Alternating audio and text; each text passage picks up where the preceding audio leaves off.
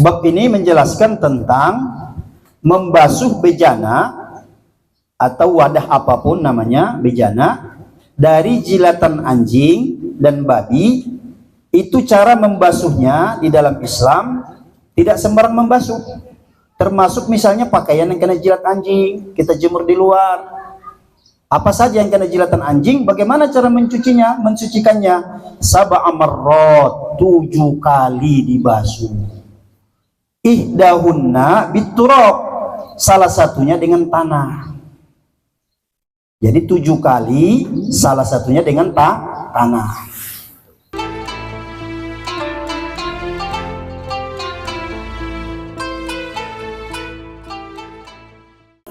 Baik. Wa qala al-mu'allif rahimahullah ta'ala nafa'ana Allah bi ulumihi fid dharain.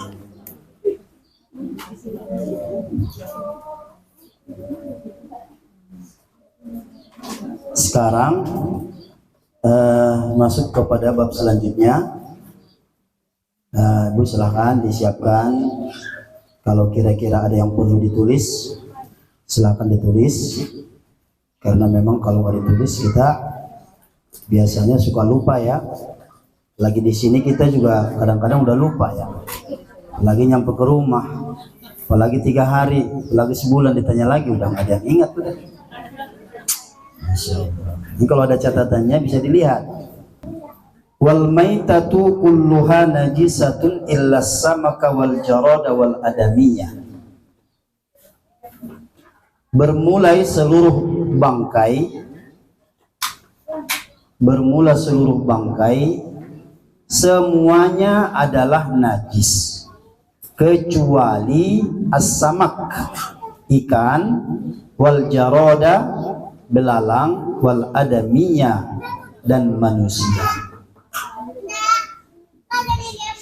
Jadi seluruh bangkai itu di dalam Islam adalah najis, kecuali, ada kecualinya, kecuali 3.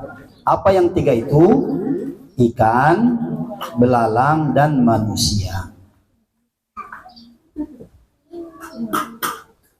Definisi bangkai masih ingat Ibu? Apa itu yang dikatakan bangkai? Ada yang masih ingat? Apa sudah terbang semua? Bangkai itu adalah setiap hewan yang mati belum sempat disembelih menyebut nama Allah. Nah, itu bangkai. Jadi walaupun ayam dia hewan yang halal, ayam, kambing, bebek gitu ya. Kalau dia misalnya mati nih, kita lihat di depan rumah kita, ketabrak motor, ayam jago lagi, mana gede banget, kalau timbang bisa 2 kilo itu. Mati. Kita lihat udah nggak ada nyawanya lagi, itu jangan digoreng lagi Bu. Ya, itu jadi bangkai. Bangkai itu najis, nggak boleh dimakan lagi. Di beberapa tempat nih, kalau di tempat saya di Sumatera sering begitu kejadian, karena di pinggir jalan ada kambing misalnya ketabrak mobil bus gede, itu sering banget udah nggak ada nyawanya, tapi buru-buru diambil sama warga, udah nggak apa-apa dah, masih ada katanya, padahal udah mati, nggak sempat disembelih. Jadi nggak boleh. Kalau makan itu berarti sama dengan makan yang haram, sama dengan kita makan babi, sama dengan makan anjing. Nauzubillah. Nah, semua hewan-hewan itu adalah bangkai, najis, tidak boleh dimakan, kecuali yang 3 tadi, ikan, belalang, dan manusia. Nah, kalau ikan Ibu nggak usah disembelih ikan mah, ya. Ikan kalau dari laut itu berapa kali mati tuh sampai ke penggorengan, bisa 5 kali mati dia, nggak apa-apa kalau ikan mah. Kemudian belalang juga sama, belalang. Kalau di Bojonggede ada nggak belalang? Di kampung saya lagi saya kecil itu saya cari itu, saya kumpulin, saya bikin kayak tusuk sate, dibakar dah. Enak banget itu belalang. Kemudian wal adami, manusia. Manusia meskipun sudah mati, sudah meninggal, itu tidak najis. Nah, jadi kalau kita misalnya takziah, ngelawat tetangga ada yang meninggal, dibuka. Kan sunnahnya begitu ya Bu ya. Ah, ini saya kasih tahu nih, kalau saya lihat prakteknya di Bojonggede ini banyak yang nggak sesuai dengan anjuran agama dalam hal takziah ataupun melayan.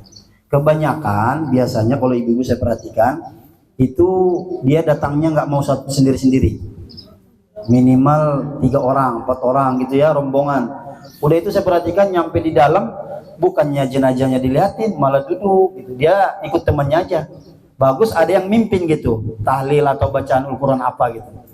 Malah kadang-kadang cuma duduk doang di dalam, duduk berapa menit, habis itu ntar pimpinan rombongannya keluar, dia ikut keluar dah. Paling cuma ditaruhin apa tuh, sedekah gitu ya. Nah nggak begitu tuntunannya. Terus bagaimana kalau ada yang meninggal? Itu anjurannya kita masuk ya, masuk kemudian ganti-gantian, dibuka itu penutup kepala si mayit, dibuka baru dilihat. Kalau perempuan mayitnya sunnah dicium keningnya. Kalau perempuan, kalau ibu-ibu yang takzi ya, kalau bapak-bapak nggak usah ya, nanti ingat ciumnya doang nanti kan. Lihat bapak-bapak nih, ibu langsung cium keningnya, terus ibunya marah ya, kita kira nangis-nangis apa gitu ya. Tuh, begitu juga dengan bapak-bapak gitu. Apa maksudnya itu? Supaya kita merasakan dinginnya mayit itu. Kalau sudah meninggal itu secantik apapun, sehalus apapun kulitnya, kalau sudah meninggal kita pelototin, kita lihatin, subhanallah. Ketika ruh berpisah, udah nggak ada lagi sinar. Jadi kita rasakan, kita lihatin, kita pandangin wajahnya, kita ingat sepanjang hidupnya, begitu. Nah, baru setelah itu angkat tangan. Kalau perempuan, Allahumma gfir laha warhamha wa'afiha wa'fuanha. Susah Pak Ustadz, nggak bisa bahasa Arab. Ya udah bahasa Indonesia aja. Bahasa Indonesianya gimana? Ya Allah ya Tuhanku, ampunilah dosa-dosanya, terimalah amal ibadahnya, tutupilah aib-aibnya, jadikanlah kuburnya menjadi satu taman dari taman surga. Udah. Jadi bukan berarti kita tadi ngelayat itu duduk. Jadi tuntunannya masuk, dibuka, terus tadi ya kalau mau dicium boleh, mau dipegang aja boleh, terus doa. Habis itu kalau misalnya mau bareng-bareng lagi baca, lebih abdul lagi gitu. Nah baru setelah itu pulang, kan ada tuh yang ditutupin tuh baskom, masukin dah ya, jangan 2000-an, masukin yang merah-merah tuh, yang merah-merah. Ada nggak yang merah-merah tuh? Sekarang gocengan juga merah-merah ya, mirip-mirip ya. Karena pahalanya besar sekali Bu, karena memang kita kalau bersedekah kepada orang yang musibah, subhanallah itu berlipat ganda. Kan yang urutannya kan dari bawah, bersedekah kepada orang yang sehat badannya. Yang kedua yang cacat, termasuk dalam hal ini orang yang dapat musibah. Jadi ganjarannya beda. Nah maka kalau kita bersedekah, melawat, takziah itu sertakan sedekah yang terbaik. Insya Allah Allah akan ganti. Nah jadi ibu misalnya sholat tadi atau habis sholat duha, uduknya masih ada, tadi sudah menyentuh mayit, nggak batal uduknya karena mayit bukan najis. Itu penjelasannya. Kemudian selanjutnya, nah itu ya poinnya itu ya. Jadi seluruh bangkai adalah najis kecuali 3, ikan, belalang, dan manusia. Nah itu jadi kecualinya itu perlu diingat, kecuali. Selanjutnya, wa yuqsalul ina'a min ulughil kalbi wal khinziri sab'a marratin ihdahunna biturab. Sebab ini menjelaskan tentang membasuh bejana atau wadah apapun namanya bejana dari jilatan anjing dan babi. Itu cara membasuhnya di dalam Islam tidak sembarang membasuh. Termasuk misalnya pakaian yang kena jilat anjing, kita jemur di luar. Apa saja yang kena jilatan anjing, bagaimana cara mencucinya, mensucikannya? Sab'a marrat, 7 kali dibasuh. Ihdahunna biturab, salah satunya dengan tanah. Jadi 7 kali, salah satunya dengan tanah.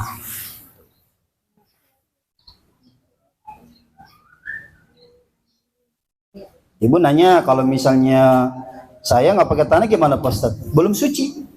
Nah, belum suci dia. Jadi entah itu badan kita, entah pakaian kita, cuci nih 10 kali, tapi nggak ada tanahnya, belum suci. Kalau jilatan anjing, jadi harus salah satunya dengan tanah. Caranya bagaimana? Caranya kata ulama, tanahnya itu pertengahan dah. Kan 7. Jadi 1, 2, 3 pakai air, 4 pakai tanah, 5, 6, 7 baru pakai air lagi. Jadi bersih. Jangan bikin di awal tanah atau di akhir. Kalau paling akhir basuhan ketujuh pakai tanah, belepotan lagi tuh. Nah, jadi caranya di tengah, ya.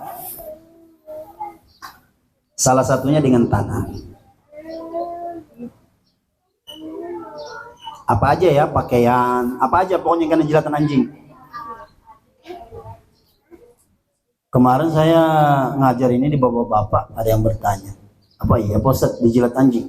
Lah, saya bilang jangankan pakaian.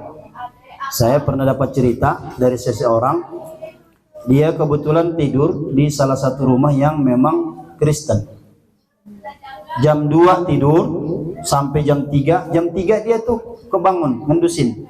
Perasaan kok ada yang dingin-dingin, nggak taunya apa, bibirnya semua udah dijilatin sama anjing. Karena di rumah itu banyak anjing. Kaget dia. Wah, gimana kalau dia nggak paham, nggak ngaji kayak gini, mandi aja dia kan, nggak sah. Jadi ulama itu mengarang kitab jauh, cakrawala berpikirnya jauh. Apalagi Abu Suja ini hidup beliau 900 tahun yang silam, tapi beliau sudah bisa memikirkan hal-hal yang mungkin oleh kita hari ini masa iya, tapi kenyataannya seperti itu. Nah, jadi itu ya. Jadi kalau misalnya ada barang-barang, panci atau apapun itu, kalau yang kena jilatan anjing itu cara mencucinya 7 kali, salah satunya dengan tanah. Wa yughsilu min sa'irin najasati marratan ta'ti alaihi. Tapi kalau mencuci najis selain itu tadi, cukup sekali aja. Wassalah satu abdol, tapi kalau mau 3 kali lebih abdol, lebih utama. Misalnya kena kencing, kotoran manusia, tai ayam dan seterusnya, nah, itu cukup sekali. Tapi kalau mau 3 kali lebih abdol, kata mu'allif. Wa yahrumu bil haidi wan nifasi samaniyatu asya. Haram dilakukan oleh wanita yang sedang haid, nifas, ada 8 perkara. Jadi 8 perkara ini nggak boleh ibu lakukan kalau ibu lagi haid. Kalau dilakukan bagaimana Pak Ustadz? Haram hukumnya. Nah, ini yang perlu diperhatikan. Apa yang pertama? Ada 8 ya. Yang pertama, kalau ibu-ibu lagi datang haid, maka haram melakukan 1, as-sholatu, sholat. Jadi nggak usah betantang beteng-teng ya. Mentang-mentang mungkin merasa lagi banyak dosa, kebablasan sholat, padahal lagi datang haid, nggak boleh. As-sholatu 1. Yang kedua, was-shaumu, puasa juga nggak boleh. Ini keistimewaan perempuan diberikan Allah. Bahkan sholat nggak perlu diganti. Ya, kalau ibu punya siklus haid 14 hari nggak perlu dikodok, kecuali puasa. Kalau puasa diganti dah. Ya. Kemudian apalagi yang haram dilakukan orang wanita haid? Wa qiraatul Quran, membaca Al-Quran nggak boleh. Membaca Al-Quran nggak boleh. Nggak boleh di sini maksudnya haram menurut mazhab Syafi'i. Yang keempat, wa mashul mushafi wa hamluhu, menyentuh Al-Quran dan membawanya haram. Menyentuh Al-Quran serta membawanya nggak boleh. Yang kelima, wa dukhulul masjid, masuk masjid juga haram. Yang pertama ini sholat, 2 puasa, 3 baca Al-Quran, 4 menyentuh Al-Quran dan membawanya, 5 masuk masjid. Ini saya jelaskan langsung ya. Yang ketiga ini wa qiraatul Quran. Ini ada sedikit penjelasan yang perlu kita pahami. Sebahagian ulama menjelaskan kepada kita, kalau misalnya seorang istri, seorang perempuan itu penghafal Al-Quran, lalu dia takut hilang Al-Qurannya, hafalannya. Kalau misalnya dia siklus haidnya 14 hari nggak membaca Al-Quran, itu biasanya pasti banyak yang hilang. Apakah dia boleh membaca tanpa menyentuh? Ada ulama yang berpendapat boleh, asal tidak disentuh dan kepentingan untuk menjaga hafalan. Yang kedua, berupa zikir-zikir, doa-doa yang biasa kita baca, meskipun itu dari Al-Quran, itu boleh. Contoh misalnya apa? Baca suratul Fatihah, atau misalnya zikir-zikir yang biasa kita baca. Tapi walaupun kita misalnya dalam keadaan haid, kalau zikir-zikir itu sudah biasa kita baca, nggak apa-apa, boleh. Tapi kalau menyentuh, memegang, mengambil, membaca Al-Quran, itu yang menjadi haram. Kenapa? Hah? Kalau ada yang ragu-ragu, ditanya ngamarannya. Wa mashul mushafi wa hamluhu, menyentuh dan membawanya, ini juga ada sedikit penjelasannya. Bagaimana kalau misalnya ibu-ibu di depan ibu tercecer Al-Quran, jatuh, tengok kiri, tengok kan nggak ada orang. Sementara ini kan dalam suci. Terus gimana caranya? Kita lagi haid. Apakah dibiarkan baik begitu? Maka dalam hal ini kata ulama, ambil kain, ya, alas pelapisnya, kemudian selamatkan, angkat ke tempat yang lebih tinggi dengan tanpa menyentuh, dengan memakai alas tadi. Nah, begitu caranya, ya. Jadi kalau ketemu kasus-kasus seperti itu, nah jadi jangan dipahami saklek gitu ya. Nanti Al-Quran kita tercecer, ibu lagi haid, waduh, nggak mau. Padahal Al-Quran udah kemana-mana gitu ya. Apalagi nanti kalau kita nggak benerin, banyak anak kecil bisa ditendang-tendang. Nah itu dosanya sama kita juga jadinya. Terus caranya bagaimana? Ambil kain, ambil apa yang namanya pelapis, kemudian kita ambil, kita taruh di tempat yang tinggi. 1, 2, 3, 4. Nah yang kelima, wadukhulul masjid, masuk ke masjid, juga ada penjelasannya. Dalam mazhab Syafi'i itu kalau ada keperluan yang penting sekali, boleh masuk masjid dari pintu sini misalnya, masuk, tapi nggak boleh keluar dari pintu itu, keluar dari pintu yang lain, hanya sekedar lewat aja. Dengan catatan ibu bisa menjamin tidak ada yang bocor. Nah itu catatannya, boleh sekedar lewat. Nah, tapi kalau ibu kongko-kongko di situ nggak boleh, ngobrol di situ kan, ibu lagi haid, haram. Sekedar lewat, mungkin ada keperluan, atau misalnya dalam pembahasan ulama dikaji bagaimana kalau misalnya kita lagi dikejar-kejar anjing gila. Saat itu memang tempat berlindung cuma masjid doang, tapi kita lagi haid gimana? Nah kasus-kasus seperti ini keterkecualian. Nah kalau ibu lagi darurat atau misalnya ya itu salah satu contohnya, dikejar anjing, atau mungkin bapaknya ngejar kali, lagi berantem di rumah kan. Kan masih yang ngumpet di masjid ya. Dan membawanya tidak boleh. Wadukhulul masjid, dan tidak boleh masuk masjid. Kemudian yang keenam, wat tawab. Tawab, nah ini jelas nggak boleh, haram. Jadi kalau ibu nanti umroh, biasanya kan dia ada obatnya ya, kalau nggak salah ya. Mereka-mereka itu ada minum obatnya. Karena kebetulan kan jadwal keberangkatan nggak bisa disesuaikan dengan, masa kita mau ngomong sama travelnya, Pak jangan berangkat dulu ya, soalnya saya tanggal segini lagi datang bulan, kan nggak mungkin kita bilang gitu. Nah, jadi pakai obat biasanya. Tapi meskipun ada yang pakai obat, kenyataannya sampai di sana ada yang bocor juga.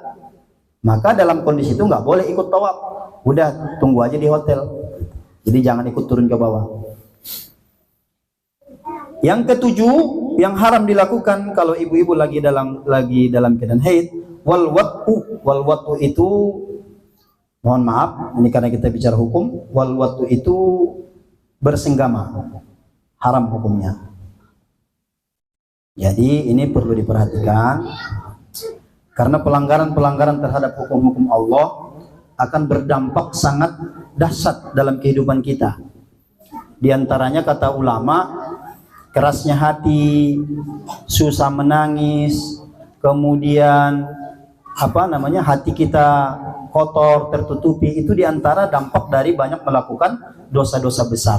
Salah satu dosa besar adalah suami istri melakukan hubungan suami istri dalam keadaan istrinya dalam keadaan haid, nggak boleh, haram.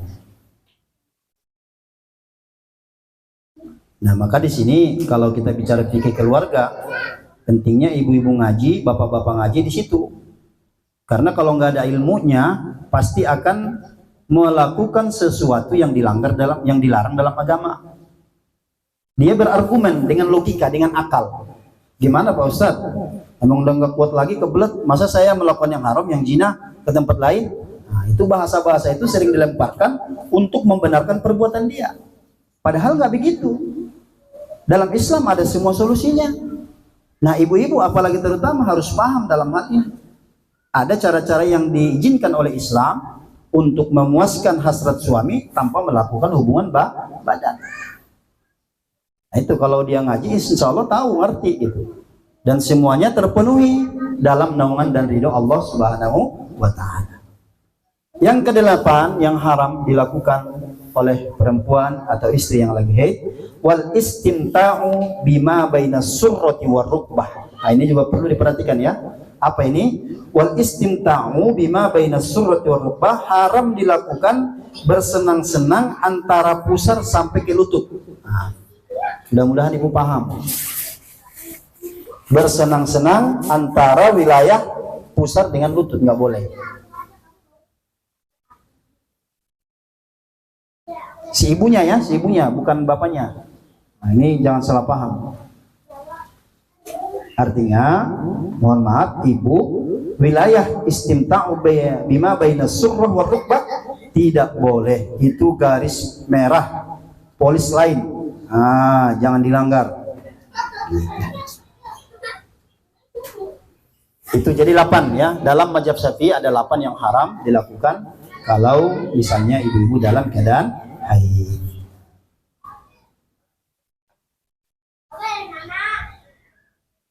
Selanjutnya, kalau ada yang perlu didiskusikan, silakan disampaikan ya. Jangan jadi pulang dari sini harus menenangkan gitu ya, dapat ilmu, bukan malah dapat masalah. Jadi jangan sampai rumah tadi gimana ya maksudnya poster, jangan begitu, ntar ngobrolnya sama orang lain lagi kan. Kemudian yang selanjutnya, wa yahrumu 'alal junubi khamsatun asya. Juga haram dilakukan orang yang dalam keadaan junub, itu ada 5. Orang yang dalam keadaan junub ada 5 yang haram dilakukan oleh mereka.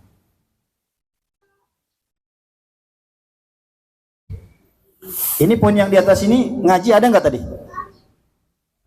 Ada nggak ngaji? Maksudnya ikut kajian ada nggak? Termasuk nggak di situ? Nggak. Berarti ibu jangan nanti beranggapan misalnya di Sabtu nih, wah nggak bisa ikut nih. Kenapa? Dia bilang saya lagi datang bulan. Itu. Jadi tadi itu makanya jelas itu. Jadi di luar yang 8 ini boleh ya, di luar 8 ini boleh. Silaturahim, kajian, gitu ya. Nah, kecuali misalnya kajiannya di masjid. Kalau di masjid baru nggak boleh ibu ikut, gitu ya. Nah, ini sekarang kalau kita dalam keadaan junub, ini juga banyak orang nggak paham. Banyak mitos-mitos yang berkeluaran di kalangan kaum muslimin disebabkan karena mereka nggak tahu. Sehingga mereka dalam keadaan junub banyak hal-hal yang mereka tidak berani lakukan. Padahal aslinya nggak apa-apa. Nah, di sini hanya ada 5 yang tidak boleh kita lakukan kalau kita dalam keadaan junub. 1, sama seperti di atas, sholat haram. 2, baca Al-Quran.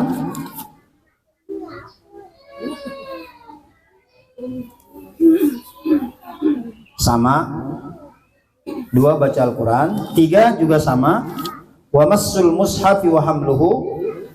Kalau ibu dalam keadaan junub tidak boleh menyentuh dan membawa Al-Quran, sama. Jadi sama dengan kasus lagi dalam keadaan haid. Wal lubusu fil masjid. Yang kelima, berdiam diri di masjid. Jadi di sini ada misalnya saya sering mendengarkan 4. Sholat, baca Al-Quran, menyentuh dan membawa, tawaf, dan berdiam di masjid. Ada 5. Makan ada di situ tadi, makan? Makan ada nggak? Berarti kalau makan boleh. Ini saya banyak mendapatkan konsultasi ya dari suami-suami ketika mereka dalam keadaan junub, mereka nggak berani makan, nggak berani minum. Ah, gitu ya. Itu nggak benar. Ya. Hanya saja yang perlu kita perhatikan ya membersihkan baik tangan, kemudian anggota-anggota badan yang lainnya kalau kita mau beraktivitas makan. Kemudian misalnya kita dalam keadaan junub baca buku boleh, nggak apa-apa. Baca ilmu-ilmu yang ada di WhatsApp boleh. Nah tadi juga misalnya kalau kita ibu lagi dalam keadaan haid, boleh nggak kita menyentuh HP yang di dalamnya ada aplikasi Al-Quran? Nah jawabannya boleh. Kalau di HP yang tidak boleh itu ini nih, mushaf. Cuman kalau misalnya di HP itu yang perlu diperhatikan, jangan sekali-sekali nadanya itu nada sambungnya baca Al-Quran. Takutnya ibu lagi di toilet ya, kalau di rumah sih nggak mungkin dibawa HP ke toilet, tapi kalau ibu ke mall apa iya tasnya ditinggal di luar, kan dibawa ke dalam. Nah yang seperti itu yang perlu diperhatikan. Jadi ada hukum tersendiri konsekuensinya gitu. Kalau di rumah sih aman, kita mau pasti kita kalau kamar mandi ya semua ditinggalin, HP ditinggal gitu ya. Tuh, jadi ada 8 dalam keadaan haid, ada 5 dalam keadaan junub. Nah ini mudah-mudahan ibu-ibu semua setelah dicatat menjadi ilmu yang sampai hari kiamat insya Allah bermanfaat. Nah, dan tadi prinsipnya ya diteruskan lagi, disampaikan lagi kepada saudara-saudara yang memang kebetulan mungkin belum paham.